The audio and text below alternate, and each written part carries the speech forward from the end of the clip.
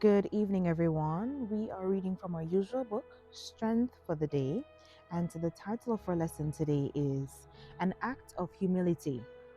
Our key text is taken from John 13, verse 12. Do you understand what I have done for you?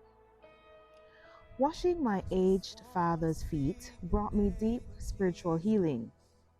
This act of humility on my part was the same action Jesus performed with his disciples as a demonstration of how to be a good servant and a reminder to be one.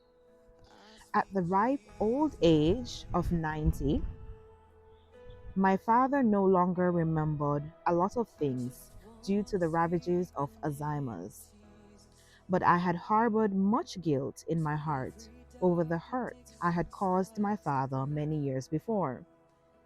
I left home as a teenager to get out on my own because I wanted to make my own decisions about how to live my life. I thought I was grown enough to make good choices away from the watchful eyes of my Christian parents. However, I made the mistake of entrusting my life to a man who did not have my best interests at heart. When he learned that I was pregnant, he immediately insisted I have an abortion, something that was illegal at the time. A close friend who believed in Christ counseled me against having an abortion.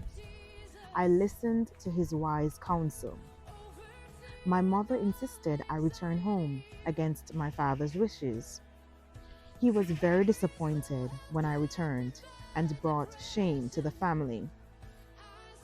How could he, a preacher with a pregnant unwed daughter, lead a flock when his own child had strayed so far?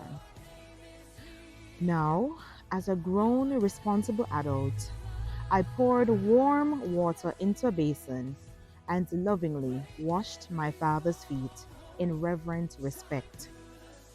A lot of grace went into this act of humility. God had graciously given me this opportunity as a way of apologizing to my father for the disregard I had shown toward some of the biblical teachings he had tried to pour into the lives of his children so they could have a rich spiritual relationship with the Lord that he loved and served. My son, now fully grown, has been a blessing to our family. He was a good caregiver to his stepfather and his grandfather in their later years. He spent quality time with them, meeting many of their mental and physical needs when they were no longer able to do so for themselves. One day, I hope to wash my son's feet. I want to let him know how much I appreciate his service to our family. As with my father, doing so will be an act of humility, an acknowledgement of God's gracious love and mercy. Fatima May Fagan. I have indeed been encouraged and strengthened for the day. We have learned so many key gems today from this evening's story. It teaches me and it reminds me that if I have offended anyone, if I've done any wrong to someone, I have to ask for forgiveness. I have to move in accordance to how Christ would want me to move. And that is leading with humility. Sometimes we have to let the pride go aside. We have to admit that we did wrong and we need forgiveness from that person and from God. And thereafter, things get a bit easier.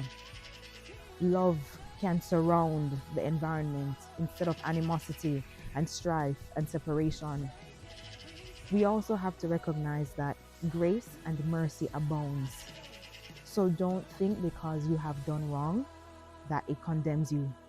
There is room for forgiveness. There's room for mercy and grace, and it's accessible to all of us. So never feel as if it's the end of the road. You can make amends. And that's the beauty about having a relationship with God. He speaks to your heart. The way this lady operated and moved, it could not have been of her own self. because her father really had ostracized her. He had isolated her because of her wrong decisions. And she operated in love in the end. She showed him love in the end. She didn't have to, but it's the Christ in her that caused her to show him love. So let's let that be our theme. Let Christ shine through our lives. Even when it's hard, we're going to let him shine through our lives, because we have to be light bearers. We cannot operate like the world. And I'm speaking to myself, and I'm speaking to anyone who's listening. We have to operate differently because we are children of the Most High. So I hope that you've been encouraged and strengthened for the day. God bless you, and I'll see you again tomorrow.